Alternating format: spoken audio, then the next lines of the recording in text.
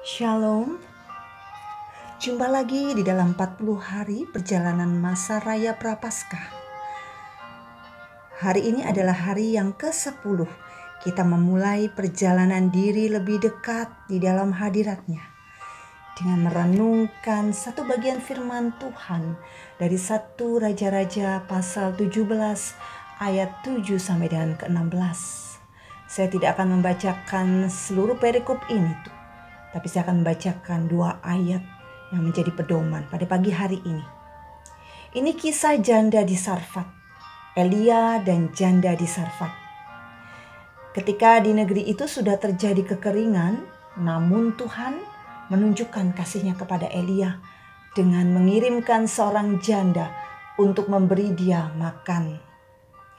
Janda itu mengatakan dengan jujur bahwa dia tidak punya apa-apa lagi di dapurnya. Janda itu berkata pada ayat yang ke-12. Saya bacakan. Perempuan itu menjawab, "Demi Tuhan Allahmu yang hidup, sesungguhnya tidak ada roti padaku sedikit pun, kecuali segenggam tepung dalam tempayan dan sedikit minyak dalam buli-buli. Dan sekarang aku sedang mengumpulkan 2-3 potong kayu api. Kemudian aku mau pulang dan mengolahnya bagiku dan bagi anak-anakku. Dan setelah kami memakannya, maka kami akan mati." Namun Elia menyatakan imannya bahwa ketika janda itu taat dengan hati yang tulus kepada Tuhan melalui Elia hambanya, maka Tuhan akan melimpahkan berkat-Nya untuk dia dan anaknya. Kita bisa baca pada ayat yang ke-15 berbunyi demikian, Bapak Ibu. Lalu pergilah perempuan itu dan berbuat seperti yang dikatakan Elia. Maka perempuan itu dan dia serta anak perempuan itu mendapat makan beberapa waktu lamanya. Dan akhir dari kisah ini pada ayat yang ke-16 dikatakan, tepung dalam tempayan itu tidak habis dan minyak dalam buli-buli itu tidak berkurang seperti firman Tuhan yang diucapkannya dengan perantara Elia. Belajarlah dari janda di Sarfat, jemaat yang dikasihi Tuhan. Seorang janda yang tidak kaya, namun dia melakukan apa yang Tuhan perintahkan untuk memberkati orang lain. Pelajaran rohani dari kisah ini adalah ada satu ketaatan yang dinyatakan oleh janda di Sarfat dengan keterbatasan ekonomi. Ini adalah manfaat kita membaca Alkitab, bahwa kita dapat belajar banyak sekali ajaran yang Tuhan inginkan dalam hidup kita. Kalau ada pertanyaan seperti ini bagi kita semua, siapa yang gak ingin menjadi berkat bagi orang lain? Tentu semua orang pengikut Kristus ingin menjadi berkat, bukan buat sesamanya. Hal ini merupakan perintah Yesus di mana kita harus saling mengasihi, melayani, dan memberi berkat. Pernah kita bertanya, apa tujuan Tuhan untuk memberkati kita? Banyak orang berpendapat kita diberkati karena kita adalah ahli waris kerajaan surga. Kita diberkati karena itu janji Tuhan. Bahkan tidak sedikit orang berpendapat bahwa kita diberkati agar semua orang melihat Allah yang kita sembah adalah Allah yang hidup. Itu tidak salah. Tapi pertanyaannya adalah, apakah tujuannya? Kita percaya kita diberkati supaya kita bisa memberkati yang lain. Ini bukan soal apa yang ada padamu, tetapi apa yang kamu lakukan dengan apa yang ada padamu. Sebelum kita menjadi berkat bagi orang, hendaknya kita juga dapat memberkati diri kita sendiri terlebih dahulu. Dengan memotivasi hidup kita pribadi dengan hal-hal yang baik supaya kita boleh semakin kuat menghadapi hari-hari ke depan. Ada banyak cara untuk mendapatkan motivasi hidup bagi orang Kristen. Salah satunya adalah membaca Alkitab. Dalam Alkitab banyak firman Tuhan yang bisa memberikan semangat menjalani hidup dan memotivasi diri kita saat kita sedang down. Bagi orang Kristen, Alkitab juga sebagai pedoman agar hidup lebih terarah serta memiliki tujuan yang mulia. Sebagai seorang Kristen, membaca kata bijak dalam Alkitab tentu memiliki kekuatan tersendiri. Ibarat vitamin yang membuat iman kita semakin bertambah terus, memperbaiki diri dari hari ke hari. Ketika kita sudah dapat memotivasi diri kita sendiri, tentunya kita dapat memotivasi orang lain. Kita dapat memberkati orang lain dengan pengalaman-pengalaman rohani dari kesaksian hidup kita. Saya jadi ingat tentang pertanyaan seorang teman saya di WhatsApp saya beberapa waktu kemarin. Katanya, aku ingin sekali jadi berkat bagi orang lain, tetapi sulit bagiku untuk bernyanyi atau bermain musik. Bagaimana caranya aku melayani dan menjadi berkat bagi orang lain ya?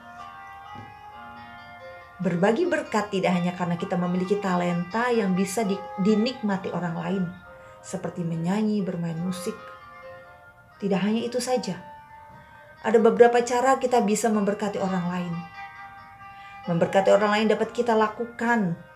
Yang pertama, kita bisa bagikan renungan firman Tuhan. Kita tahu semua ya, dunia semakin canggih, kita dapat melakukan apapun dengan mudah melalui aplikasi chattingan dan media sosial. Nah, kita dapat membagikan kepada teman-teman seiman kita kata-kata bijak rohani ataupun ayat-ayat firman. Selain kata-kata bijak rohani itu tidak hanya dari Alkitab saja kita bisa temukan. Banyak kata bijak dari rohaniawan juga yang mampu menguatkan.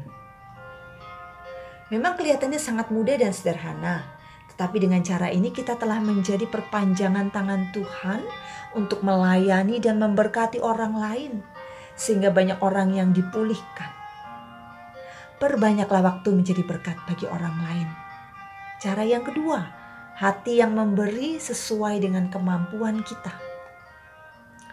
Mari kita mulai menyisihkan tabungan kita untuk orang lain. Karena di masa pandemik ini masih banyak orang yang membutuhkan dana untuk mereka. Kita bisa melihat masih banyak orang yang masih perlu makan, membeli kebutuhan sehari-hari. Karena mereka sudah di PHK di perusahaan mereka di mana tempat mereka bekerja. Jangan habiskan isi dompet dan tabungan kita hanya untuk diri kita sendiri. Dengan berbagi kita sudah menjadi berkat bagi orang lain. Bantulah teman-teman di sekitar kita yang memerlukan kita. Tidak dengan harta yang banyak, tidak dengan tabungan yang akan kita berikan sebanyak mungkin. Sedikit yang kita akan sisihkan, tapi kita tahu Tuhan percayakan pada kita untuk membantu orang-orang di luaran sana yang sedang membutuhkan dana. Dengan cara ini kita semua sudah berhasil menolong banyak orang.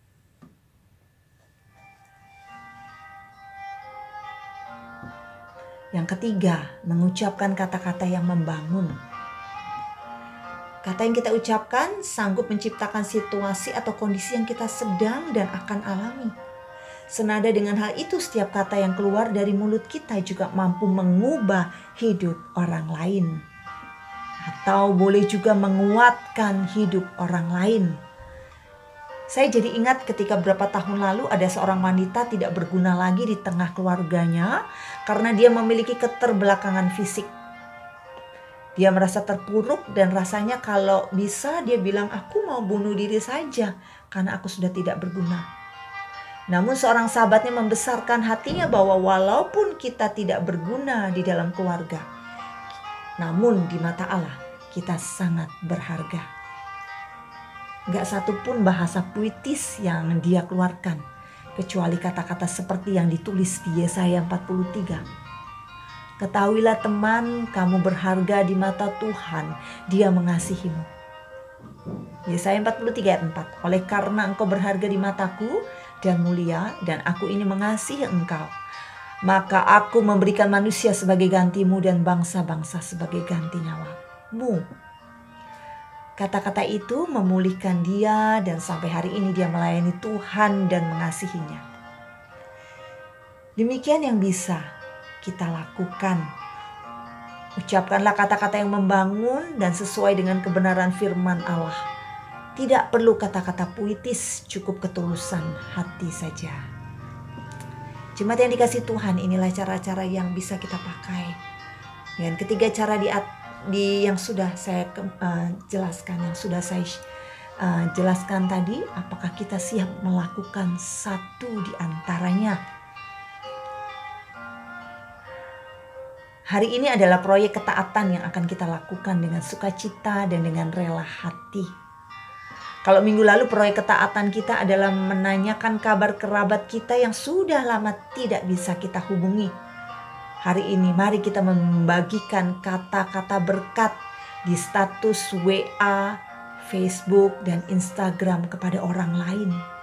Proyek ketaatan kita hari ini adalah membagikan kata berkat di status WA, FB, dan Instagram kepada orang lain. Kepada teman-teman kita yang perlu diperhatikan. Kata-kata berkat bisa kita ambil dari ayat firman Tuhan di dalam Alkitab. Berdoalah terlebih dahulu.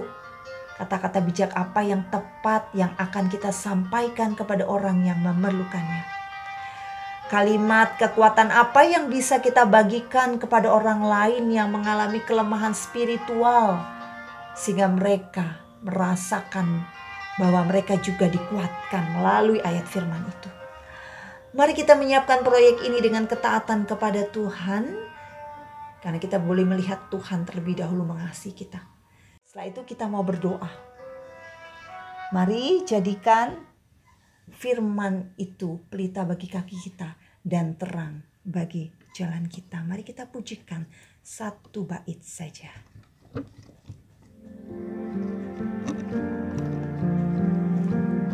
Bersama-sama. Firman-Mu pelita bagi kakiku, terang bagi jalanku. Firman-Mu pelita bagi kakiku. Firman-Mu pelita bagi kakiku, terang bagi jalanku. Waktu ku bimbang dan hilang jalanku, tetaplah Kau di sisiku, dan takkan ku ragu asal Kau di dekatku, bersamamu selamanya.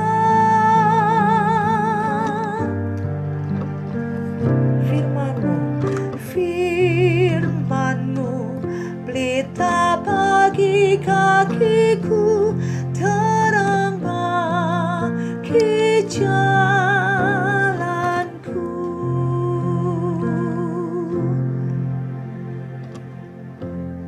Tuhan, Allah kami yang begitu baik. Engkau Allah yang begitu setia dalam hidup kami. Engkau yang sudah memberikan kami begitu banyak berkat jasmani maupun rohani.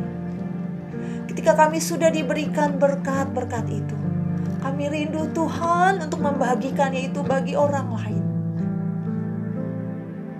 Agar hidup kami boleh semakin dipakai untuk hormat kemuliaan bagi nama-Mu Tuhan. Pagi hari ini kami datang kepadamu Tuhan. Kami membawa orang-orang yang akan kami datangi. Berikan kami hikmat untuk apa yang harus kami katakan, apa yang harus kami pilih. Firman-Mu yang boleh menguatkan orang lain yang akan kita datangi. Orang lain yang akan kita berikan kata-kata berkat. Karena kami tahu Tuhan bahwa melalui firman Tuhan yang kami bagikan, ayat-ayat firman yang kami bagikan, di situ ada kuasa dan Tuhan bekerja. Sehingga orang-orang ini, teman-teman kami, boleh diberkati Tuhan, boleh dikuatkan, boleh dibangun imannya Tuhan. Pakai kami Tuhan, dan kami mau Tuhan menjadi saluran berkat, menjadi perpanjangan tangan-Mu Tuhan. Karena kami adalah anak-Mu dan itu yang Kau inginkan untuk kami lakukan. Kami percaya kepada-Mu Tuhan. Kami menyerahkan hidup kami hari ini ke dalam tangan kasih-Mu Tuhan. Dan kami ingin menjadi berkat. Pakai kami Tuhan. Kami juga menyerahkan jemaat-Mu GKI Wiyung Royal Residence. Biarlah Engkau sendiri yang memberikan perlindungan Tuhan nyata hari ini. Penyertaan Tuhan mengikuti kami hari ini. Dan kami tidak kekurangan satu apapun. Karena Engkau berjalan di depan kami. Engkau ada bersama dengan kami. Di dalam keluarga kami, di dalam hidup pribadi kami. Dan mendewasakan kami. Terima kasih Tuhan. Kami menyerahkan hidup kami hari ini di dalam tangan kuat kuasa Tuhan yang hidup. Di dalam nama Tuhan Yesus Kristus kami berdoa dan bersyukur. Amin. Selamat beraktivitas hari ini. Tuhan menyertai kita semua. Immanuel, sampai jumpa lagi.